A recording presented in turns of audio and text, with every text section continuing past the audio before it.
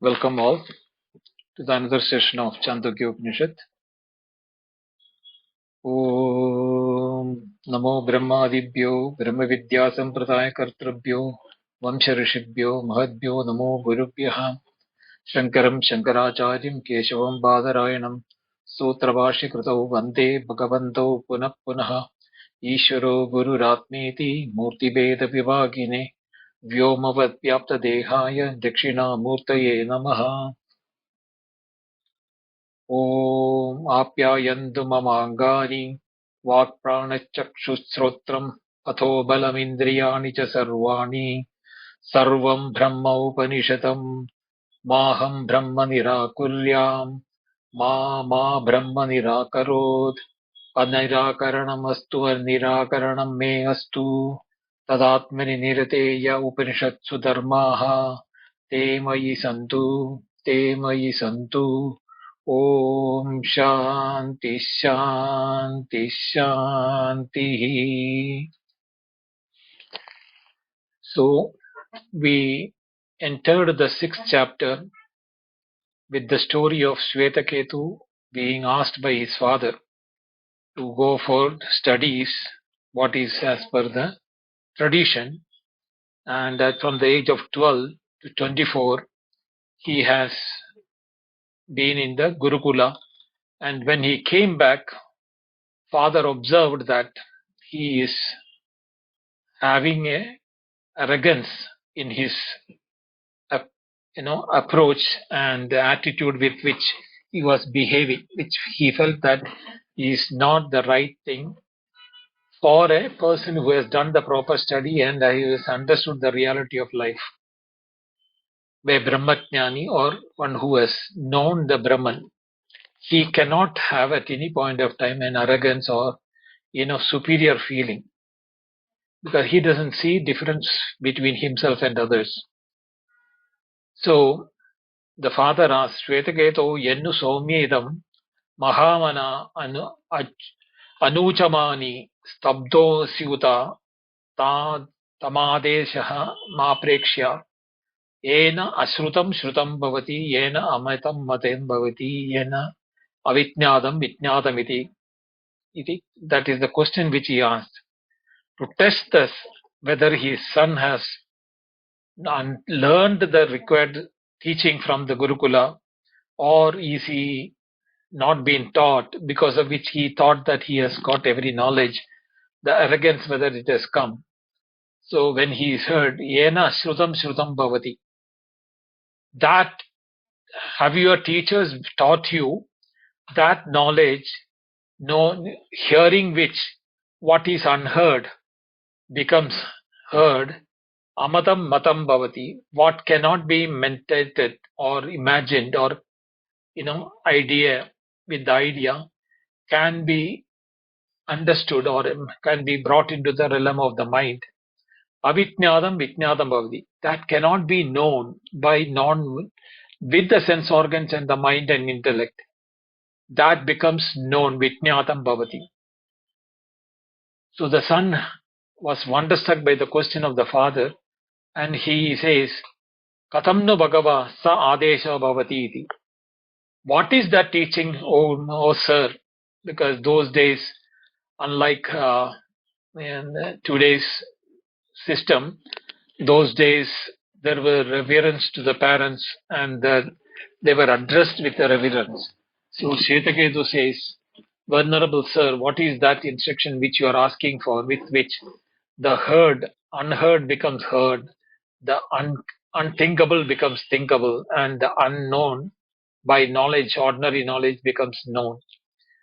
So here the father is specifying a particular teaching, which has not obviously has not been understood by the son, because if he has known or if he has been taught by this, he would have given the answer. More than the answer, father would have seen that in his behavior. He would not have been carrying the arrogance and the feeling that he has studied all the Vedas on his head and the attitude. So obviously the question was with the two intention. One is to put him down, to make him realize that he is not all that what he thinks he is. At the same time, the father wants to know this, that the son, whether he has understood it, what it is that. So the son says to the father, "Sir, if what is this teaching, if it had been known to my teachers, they would have definitely taught me. Obviously, this means that those who taught me also have not heard about it, or not, they do not know about it. So there is no point in me going back to the same Gurukula and asking for this to the teachers where they have no knowledge about it. If they had the knowledge, they would have taught me." So that is why the the son immediately realizes what he has missed, and what he has not yet learned from the Gurukula. But obviously he knows that father knows about it. So what is that teaching? He wants that in that manner, please instruct me into that teaching. So the father doesn't give the initial itself a direct, detailed reply, but an indicative reply to test whether the son is able to understand that. He also wanted to know the capability of the son to understand that teaching. So he says, "Yada Saumya ekena mritpandena sarvam mrinmayam vijñātam syad vacharambanam vikaro namadeyam mrittigateva satyam." Oh my dear son, Saumya, yatha, just as ekena mritpindena, by the lump, knowing the clay, the lump of the clay with which everything is being made, mrinmayam, whatever is made out of mud, will become known to the one who knows about the clay. Shankara has got a very lengthy argument, lengthy discussion on that. But simplifying that, no, how can that, just as the ordinary world, we have this, we see the objects made of many things. They're all products of something, from the cause and effect which we see. For example, the next example is the gold, and the third one is about iron. So in all these places, we have saying that there is a parent material or a source material which itself becomes into different objects of usage in our day-to-day world. So how the question which the questions which can come is that how can the knowledge of the material cause of clay bring the knowledge of its products, which are totally different, will be the question naturally will have. If I say, if I know that I am walking on the earth, and all the things which are coming out of the earth are which is being converted into plants, and then utilities like bricks and houses, and metals and usages and everything. So by knowing the earth, or the substance on which we walk, how do you expect us to know that each of the products which comes out of the earth? See, even the gold, the iron, the aluminum, the plants, the tree, the food, everything comes from earth.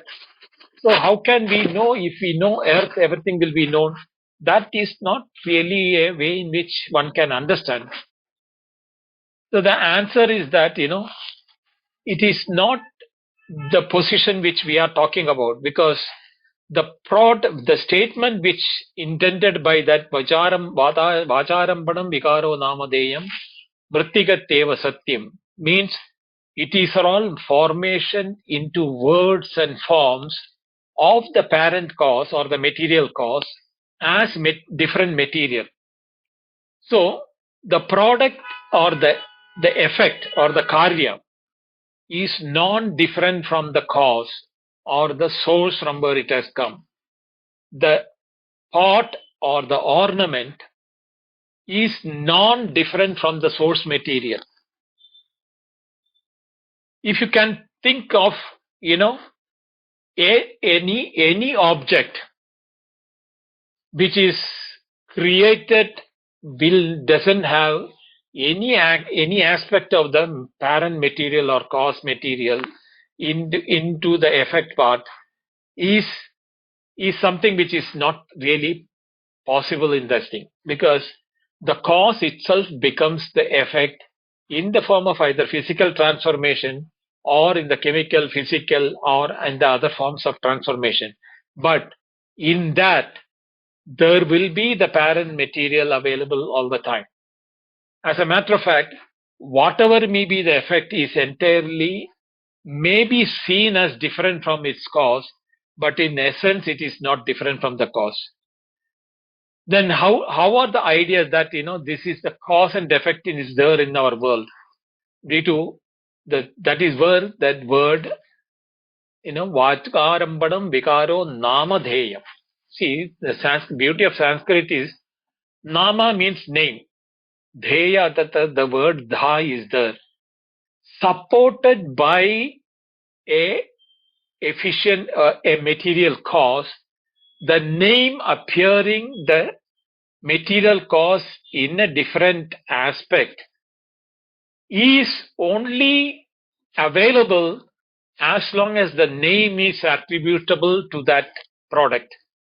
For example, the pot has a name. We call it as a pot because the name pot has its support in the existence of the clay with which the shape is maintained. This is the aspect of something which has to when we go to the second chapter of this second section of the second chapter, it's a detailed discussion on that. So before going there, the Namadheya is the name is supported. We think the name is because of the shape or the form. No, the shape and the form has a support on the parent material. The shape of the pot cannot be there without the mud. So the shape of the pot, because of which we have given the name pot. So the pot, Nama Dheya, the word Dheya means is derived from the name because it takes a support from something else. Here it is the form, and the form itself is taking the support from the parent material clay. Because if we remove the parent material, the clay, neither the form can exist nor the name can exist. Therefore, the dependency of the reality of the pot is the name is depending upon the form and the form is depending upon the clay.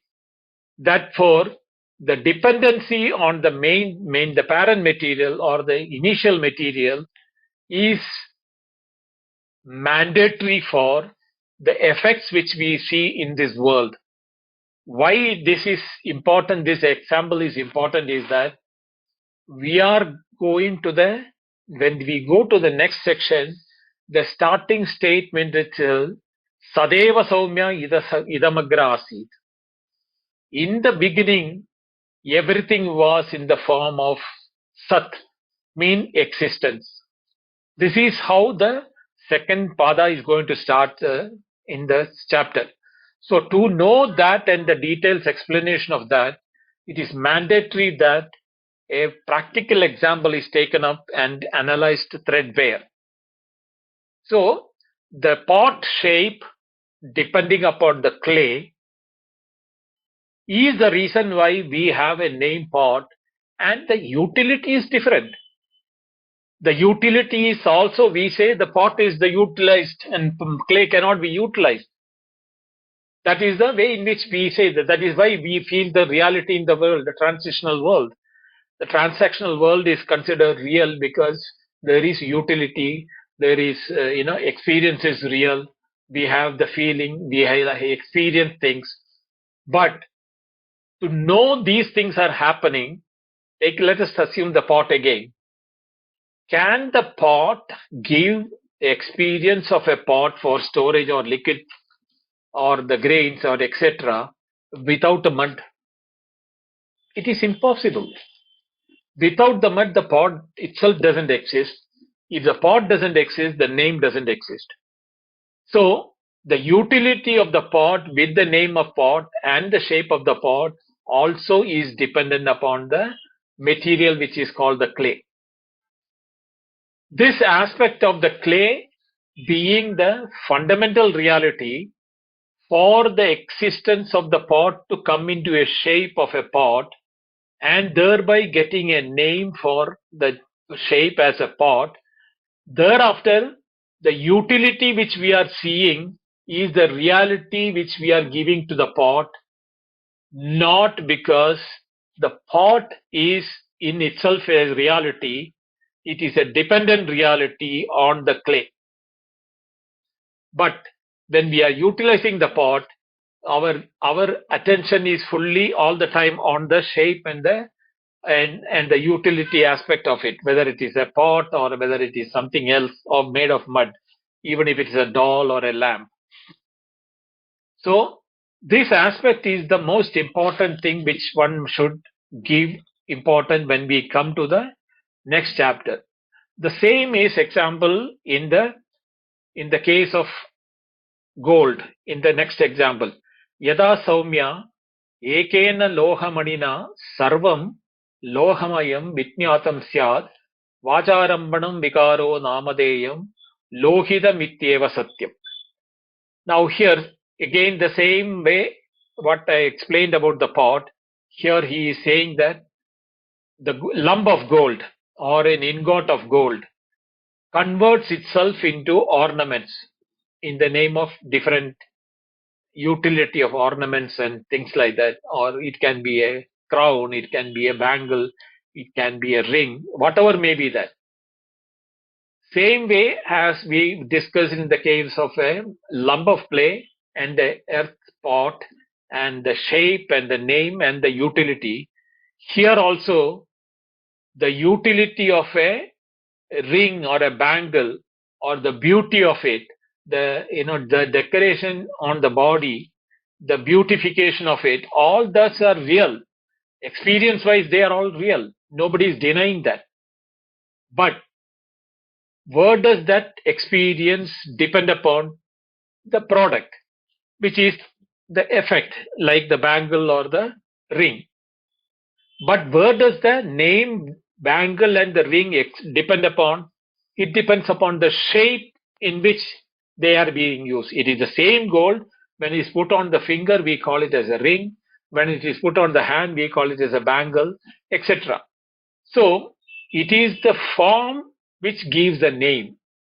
The name is dependent upon the form. The name is the reason why we have an experience of the utility and everything. So utility, reality, experience, everything is dependent upon the name and the form, which in reality is dependent upon the source of the material, which is called the ingot of gold. There is no way we can use the gold ingot as such as a property for any purpose. But when it becomes a form of a ring or a bangle, there is a utility for. When we reverse the format, without the form, without the ingot of the gold, neither can the form, the shape, the name, and the utility can survive. They do not come into picture at all. If the gold has not been there to convert itself into these forms, we cannot utilize it. Therefore, again, it says that Vacharambanam. Vacharambanam means Vakalambanam. Vakalambanam means dependency on the name. Vikara means form. Namadheyam is space supported by the name, is the reason why we have the utility of the gold. Lohidam iti eva satyam. For all that, the reality for that, the ornaments is lohitam or the gold ornament. And one more example, he says that Yada Soumya Naka Nikrandena Sarvam Krishnayas Samvijnadam Syat Vajarambanam Vigaro Namadeyam Krishnayasam Ityeva Satyam Evam Soumya Sa Adesho Bhavati. This is the instruction. Sa Adesho Bhavati. This is what is to be the teaching. looks very simple and insignificant from the point of view when you look at that examples. Here he is taking that Krishna Ayasam. Ayas means iron. Krishna Ayasam means black. So he is talking about the black iron, or the iron which is converted into nail cutter here. Nagakritena. The nail cutter, the scissor, the knife, in whatever form you want to convert the iron, you can convert it. And all of them have utility. The utility is depending upon the name and the form with which the same iron is appearing, without which the form and the name cannot exist. Therefore, Vacharampanam Vikaro Namadeyam. Dependence on the name and the form is what we feel as the reality, but in reality, Krishna Ayam Nityeva Satyam. It is the iron which is the reality. This is the Adesha, or this is the instruction which you have to think about it. Now he is asking his son, have you understood this? Oh my boy, this is the way in which you have to understand. Now the speaker has made several illustrative examples for the purpose of, including endless things. We can see that there are many things which have been utilized, illustrated by the earth, the gold, or the iron. Now, these examples are for the purpose of strengthening the conviction. The father wants the instruction which he is going to start from the next pada beginning onwards, a conviction. It is, see, as we all know that Shravana Manana Nididhyasana is the main pillar of Advaita and Vedanta. The Shravana to become a conviction, a Nididhyasana, you have to do Manana. And in that case, the conviction can one only when you give feed, or there should be enough feeder stock for the Manana. These three examples and the illustrations what the father gave in the first pada is the feedstock for doing the Manana. And on thinking and realizing these examples, now he is stepping into the creation of the world. If you have understood the cause and effect and the dependency on the cause for the name and the form and the utility, we should now be able to identify how this can be understood in the case of the world and the experiences of the world. Here also in the world, we are also having different usages and utility of the world.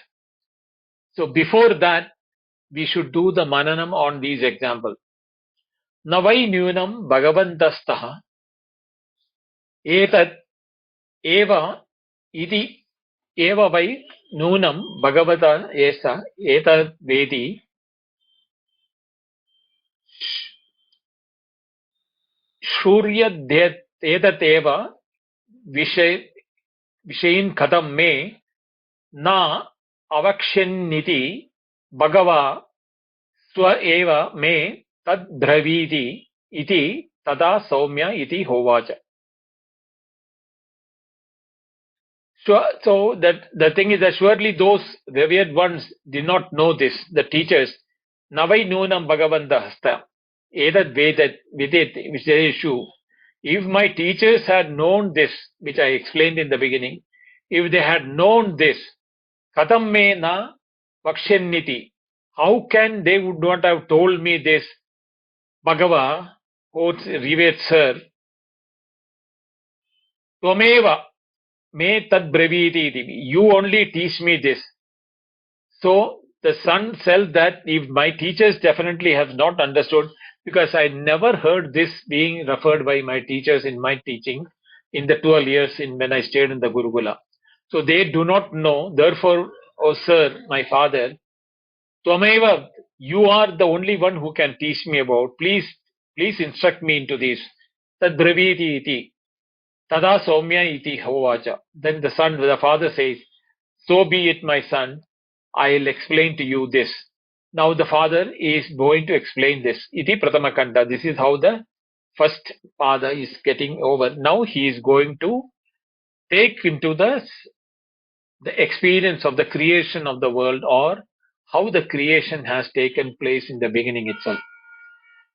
Sadeva Saumya idam agra asid ekameva dvitiyam tadeka ahuhu sadeva agram asid ekameva dvitiyam tasmat tadasadaha sanjayataha.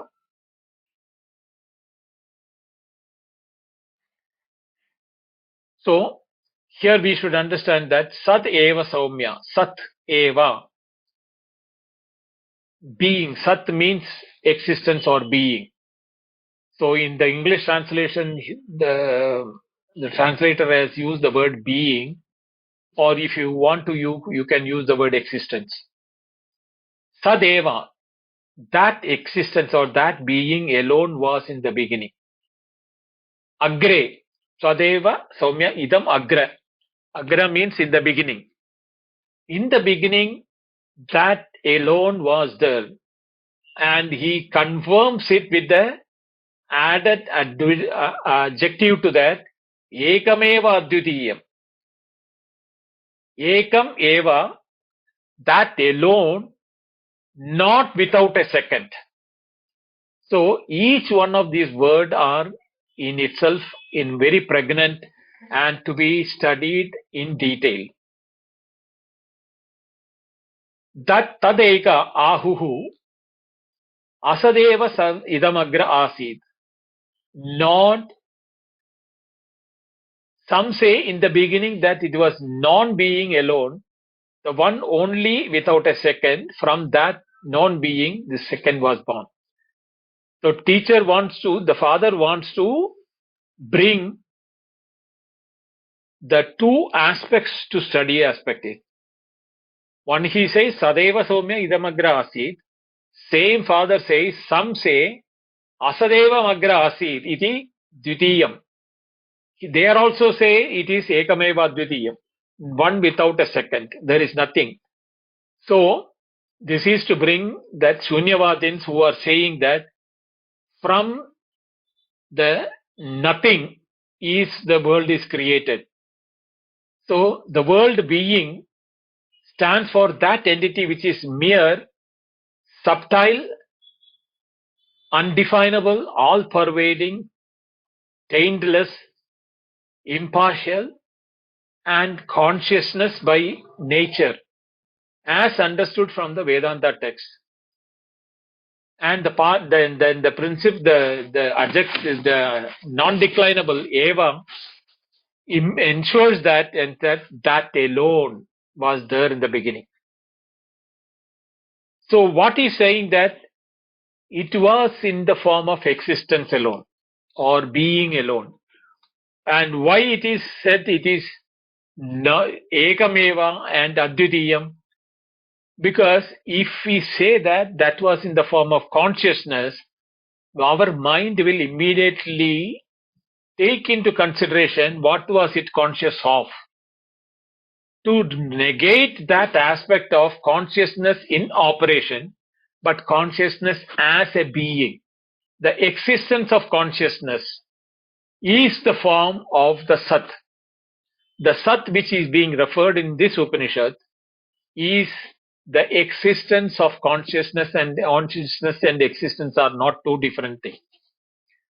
Because in our day-to-day world, we have existence of things which are not conscious from our definition point of view. So we are likely to get confused between existence and consciousness as a single aspect, ekameva advitiyam, one without a second. But the Vedanta or this Upanishad insists that before anything came, let us say before the Big Bang came, all that is in the form of existence and a unified consciousness. Unified, because we cannot use the word unified. Therefore, the Vedanta use Advitiyam, without a second. So, because unified consciousness, if you are to mention that, there should be many to unify into one. But that is not the case. Therefore, Ekam Eva, that was alone, and one without a second, Advitiyam.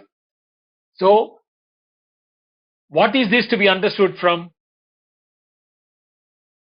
That it is to be understood that this universe, which its names and forms and activities, which is being perceived today by all of us as transactional world with utility, with a name and form, this name and form were in the form of existence and consciousness before they became the names and forms and the utility. Imagine now the situation of the gold or the mud example in the previous pada.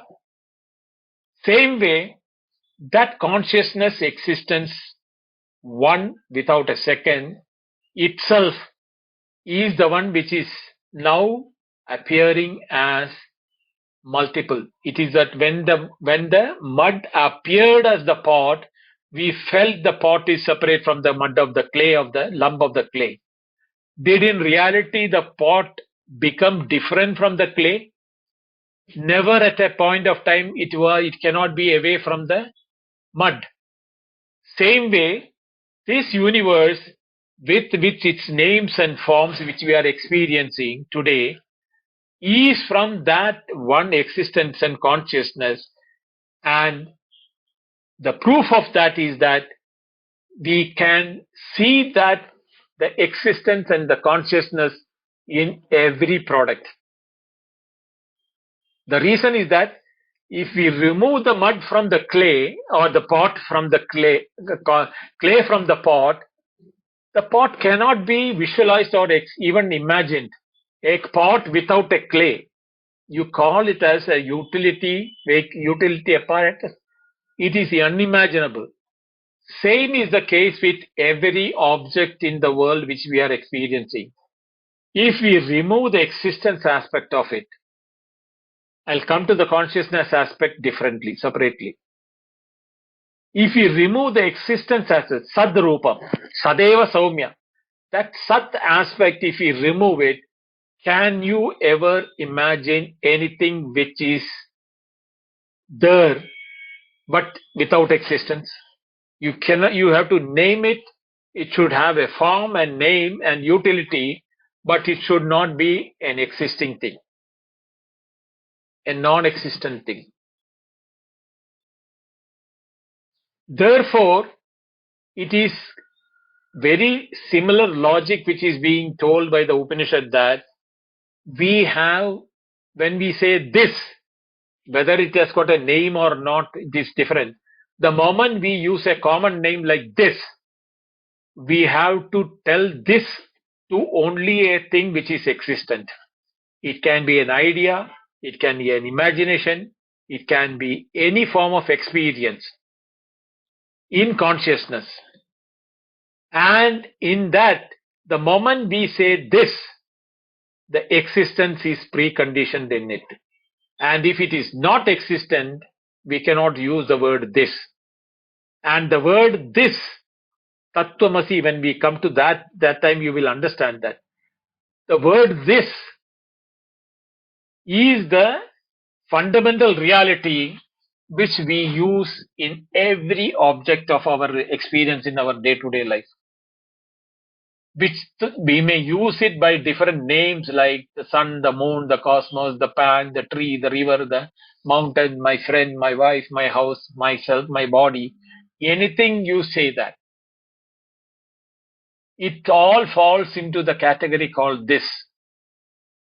This body, this house, this world, this universe, this sun, this moon, this everything is a previous is conditioned by this, and this is the word depending upon the existence. If existence has not been there, the word this cannot be used at all. We cannot use a word which is non-existent and say this. Even if we say this is non-existent, we have to use the word this.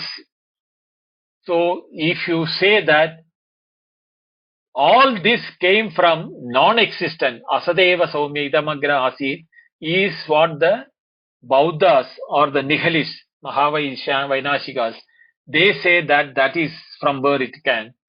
How can a non-existent thing give rise to an existent thing? Because it has to reflect in the non-existence, should reflect in the product also, like the clay was reflecting in the jar or the gold was reflecting in the ornament. The non-existent should reflect even in the speaker. So the speaker should become non-existent. How can a non-existent speaker become a source to speak and argue? It is not possible. So in the beginning, agre, the word is used is before we get into the aspect of cognizing the word, the universe, for our transactional purpose. So there is a question which is coming up. Is this not the being there now at the present time that has been qualified as a being so in the beginning? Is it not the same like what you said? The son is asking. You said that it is a pot which is of mud. So the same thing which is seen now in the world as this, or as a being, existent being, is it not the same thing which is there in the beginning before everything? The answer is not so. Then why the qualification from the beginning? What is meant is that even now at this present moment, it is that being, it is this being or that being, but it is accompanied by the differentiation of name and form. The object of the idea of the term this, and as such it becomes, this is not used before birth. The term this cannot be used for the being before birth, because that is why the word ad ekameva dvitiyam. To say this, something else should be there to point it to say this. So therefore the word this cannot be used for the primordial thing which we call it as a being or existence. So the idea of being cannot be prefaced with the word this. But when we experience the world in the multitude, we have the name and form. Therefore the word, the idea, the term, the this comes from that. And this word this is the confusing with which we are forgetting that the word this is standing for that primordial one from which everything is now being experienced as the universe. Therefore, it was only the being in that before its birth. Objects can take form and shape, then we call it as this. This is exactly during what happens in the time of deep sleep. Now, when we are talking about before creation, let us experience this, how it would have been, by comparing it with our deep sleep. Can we say the word this of the deep sleep experience by the person in the deep sleep? What is meant is that immediately on waking up from the deep sleep, all at once consciousness or the existence appears as mere existence of things. But while in deep sleep, it was consciousness or the existence alone, being without any second one. Ekameva advitiyam in our deep sleep. So the moment we wake up from that state, agre, every deep sleep, assume that it is a word for creation. The moment that creation takes place, how do we experience the world of experiences in the waking or the dream? It is not that one by one the world appears to us, no. Immediately the I and the world appears simultaneously together. This body consciousness, the Dehatma Buddhi, this and the world of experience, which is also called this world, both the this appears from that state where this was cannot be utilized. The term this was not utilized in the word of deep sleep. So conscious being alone in the state of deep sleep is similar to how the world was before creation.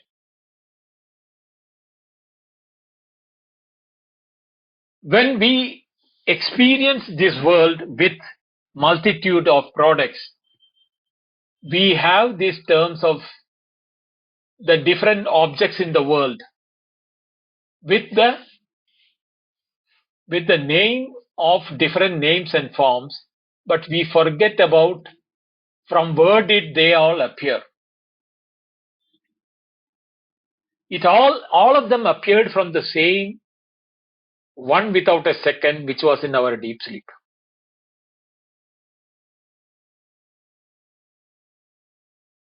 The negation of the names and forms in the wake is what make realize that the reality of the pot or the different objects of the ornaments are due to the existence of the gold. Same way, the existence of consciousness or the conscious existence is from which the world is now having the names and forms. But the doubt will come. In the case of the pot, it was not only the mud. There was a potter or a goldsmith. Then there were tools, instruments, the heat, the fire, and everything. If in that case we have the material cost and the intelligent cost, which is the potter, etc., in the production of this thing. And when you are saying that there is no entity second to it, hence it is one without a second, how does this happen? In the philosophy of Vaisheshika and Nyaya, they also have the same terminology, that being the Sat, and that is how it is become the applied substances, qualities and things in the expressions as existing substances. So the word they use is existing substances. So the existing quality or activity and etc. are derived from the existence even by the Vaisheshika. But there is a difference between the philosophy of the Vaisheshika or the Nyaya compared to what is the Veda, Advaitins. When we say that before birth the product it did not exist, what mean Asadeva Saumya Idamagra Asid is also used by us. Why Asadeva Saumya Idamagra Asid? Asad means non-existence. Before existence it was non-existent. The word non-existent of what? Names and forms. When you think of non-existence of the names and forms, what is left out is the existence of the consciousness or being. So, where the Vaisheshika has mistaken is that they have not taken this aspect of it. Therefore, they think that even though there is Ekameva Dvitiyam and Sadeva Idamagrasit, because they are also believers of the Vedas, one without a second, they have not accepted this aspect of it is the name and form which is in the form of Asat. Means without the name and the form, what existed is called the Asat. Either it is, you can call it as Sat, as existence conscious being without a second, or the names and forms in the form of non-existence was there in the beginning. Very, very, very tricky, but very difficult to understand. Don't confuse that non-existence was there in the beginning. No, the non-existence of the names and forms will give a residue of existence consciousness only. So when it is said non-existence was there in the beginning, it is to mention that the non-existence of the names and forms, which has now become existence only, was the same existence which was there in the beginning. Therefore, ekameva advitiyam, not one without a second. Before its birth, again, this is how, but the Buddhas call this as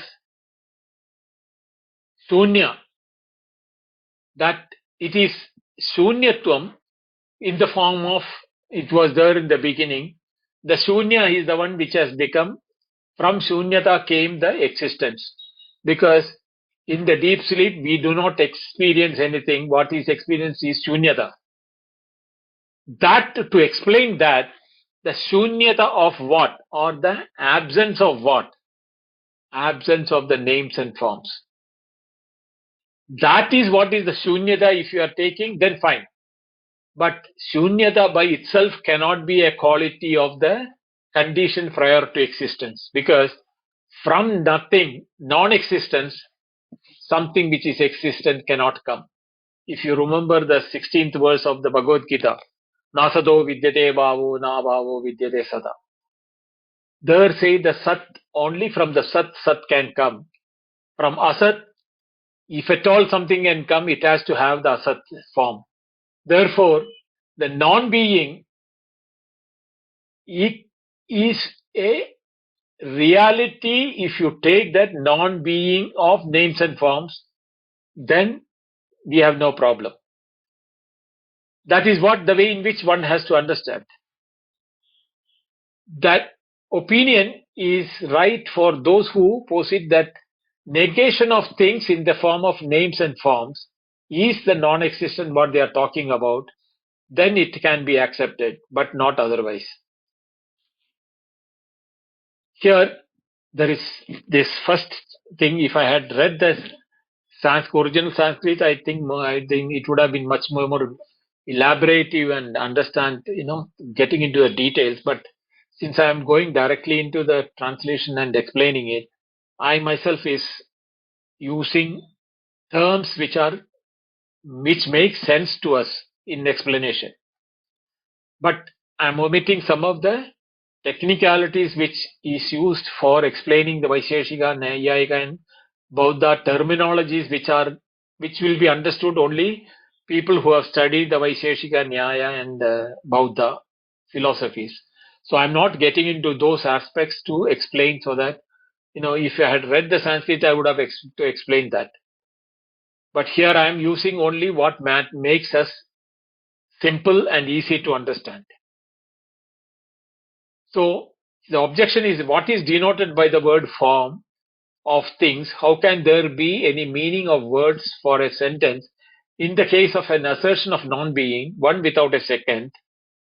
The assertion would become meaningless and wrong, invalid, is an objection which is making, because the verb, the form, the name has a meaning. Namadheyam is the word used. The dependency on the Namadheyam is equally applicable to the sentences also. When the sentences are being used, even that sentences become meaningless if you are saying that this has no meaning.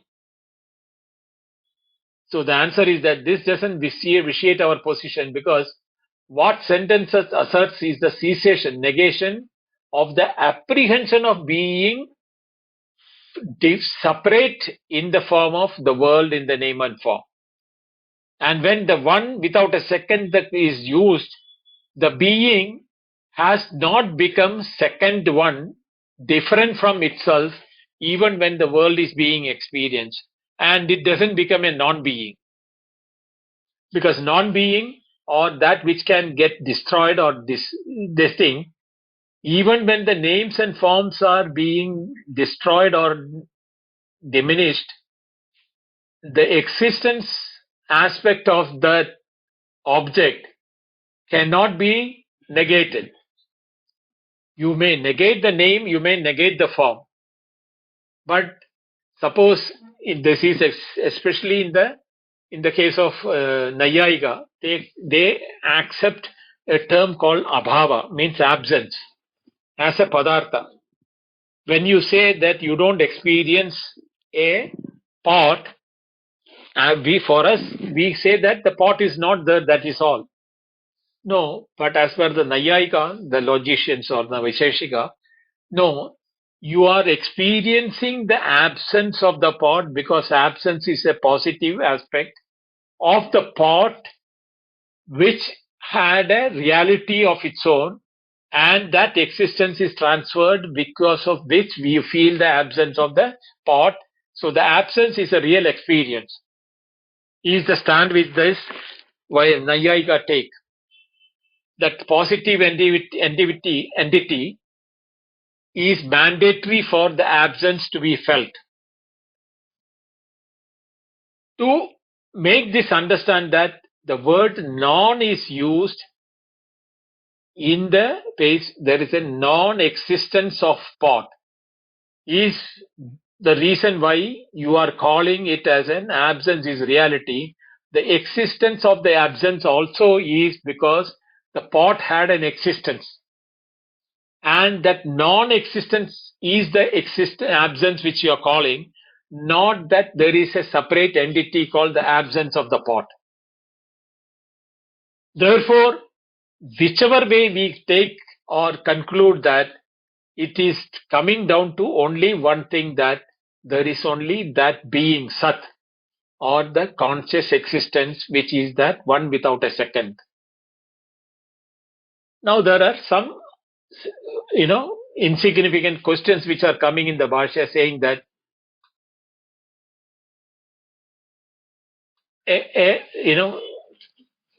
they are using that just because we don't accept something is there not in the realm of cognition, where that doesn't mean that there can be a positive existence for that. So the example which is that while resting on a horse itself turns its face away from a object which is standing before it, then the object is not there. The sentence cannot mere negation or being. We conclude that the sentence that this was non-being only. That is non-being as used for the purpose of denying the possible wrong notion that it might be entertained by the people. It's only after the wrong notion has been expressed, it can be denied.